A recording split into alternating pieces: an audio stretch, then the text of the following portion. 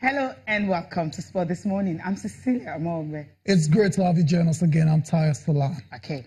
Right. Let's start off the show like this.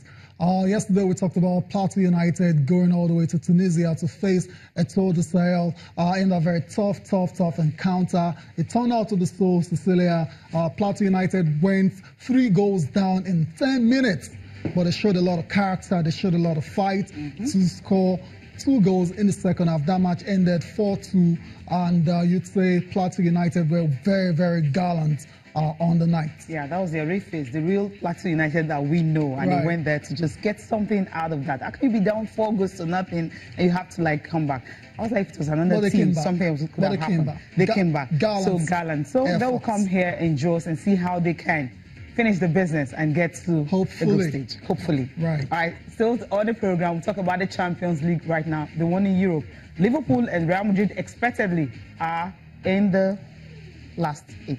Really, expectedly for Liverpool. For Liverpool, no doubt expectedly whatsoever. for Real Madrid. For Real Madrid as well. I told you, if Ronaldo is there, you know what he's gone in for. Right. So congratulations. The first 2 clubs to make it to the UEFA Champions League quarterfinals. For Liverpool, the first time since 2009.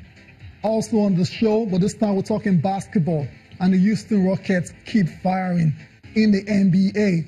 They won their 16th game in a row. Cecilia, 16 games in a row the Houston Rockets have won, and it looks like no one can stop them at the moment. Yeah, not at all. What's going on? What's going on is the fact that they are winning. They have a winning streak that is running. Wow. And it's the best right now of the season. Yeah, it's tied down the Boston Celtics for the best this season. 16 games in a row the Houston Rockets have won. And that's where we start the show from the NBA, from the Houston Rockets, who are just on fire right now. They're firing on all cylinders. And with this kind of form, it's safe to say they're already playing playoff basketball, even though it's not the playoffs yet, right? Because it was between them and OKC. And I'm thinking OKC, I think the Western Conference is congested. It is very. So for OKC to get into the playoffs, it's going to be very difficult from what I've seen this season. Oh, yeah. I mean, but they're well placed to make it. But let's talk about the Houston Rockets and the game itself. But let's see how that one panned out. Chris Paul, once again. 25 points. Right.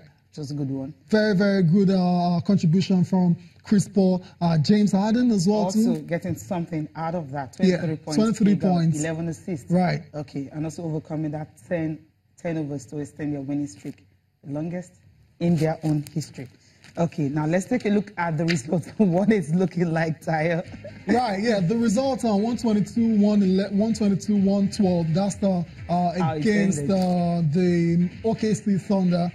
We talked about Chris Paul and James Harden being the top players for the Rockets in that particular game. Elsewhere, the Pelicans and the Clippers faced off. It ended 121-116. Anthony Davis once again on fire, 41 points, despite suffering a rib injury in that game. The Hawks, terrible season they're having. It continued against the Toronto Raptors, ended 106-90. DeMar DeRozan scoring 25 points. The Raptors, like I said, you need to really watch out for this team. Number 1 in the East right now, and perhaps they might just be able to break that monopoly of the Cleveland Cavaliers in Eastern Conference.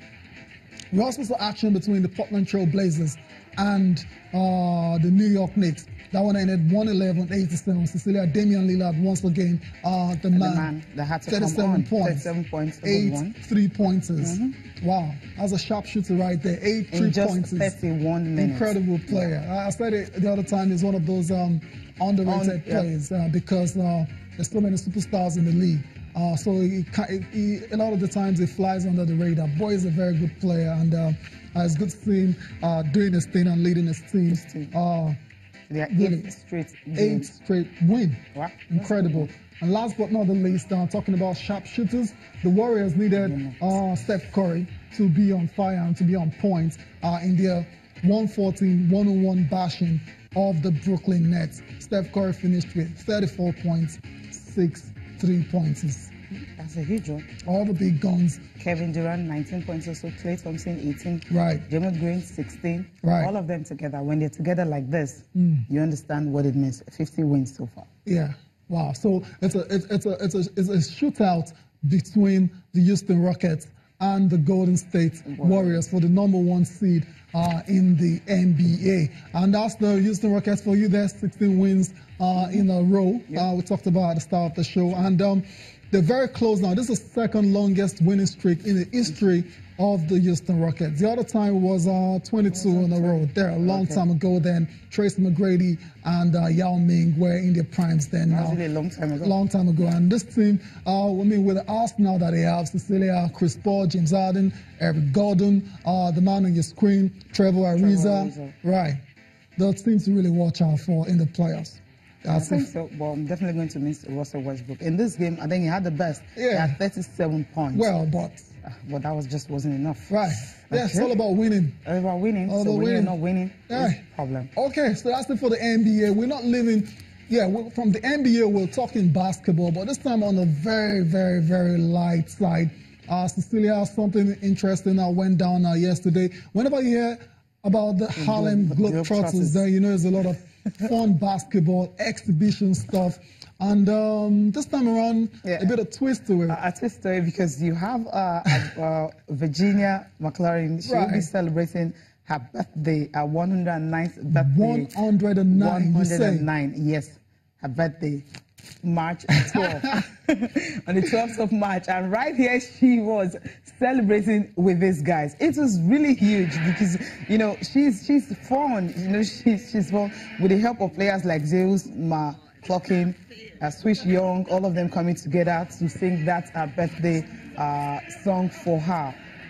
Also, you had a group of kids from elementary school, coming in to also wish her a happy birthday. But something special about her is the fact that if you remember, during the time Barack Obama was the president of the United States, she actually visited the White House. At that time, she was 106. Right. That was that time. So 106, she could dance, she could do everything. Yeah, now she's in a wheelchair. Now she's in a wheelchair. She's 109. So ahead of the birthday, so she had to come, to celebrate with the Globetrotters and also have some kids, singing happy birthday for her.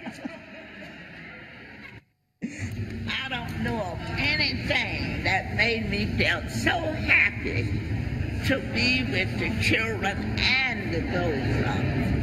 This is really joy to my heart. I didn't realize that people love me so much. Virginia, that's for you. Oh, look at that. From Zeus and Swish.